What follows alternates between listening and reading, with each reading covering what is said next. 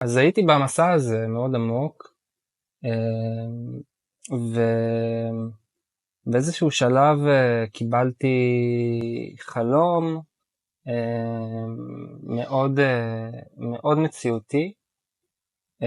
שהתעוררתי מהחלום הזה עם איזשהו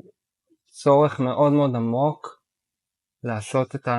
את מה שקיבלתי בחלום, ובעצם בחלום הזה הגיעה רפואה אחרת שבאותו זמן פגשתי, שהרפואה הזאת באה אליי בחלום ואמרה לי, תשמע, יש לך דאונלוד שמחכה לך אצלי בבית, תבוא.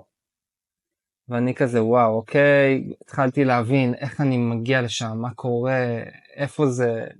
בעצם הרפואה הזאת היא קרפדה, לא צפרדע, הקמבו הוא צפרדע, הרפואה שנייה היא קרפדה,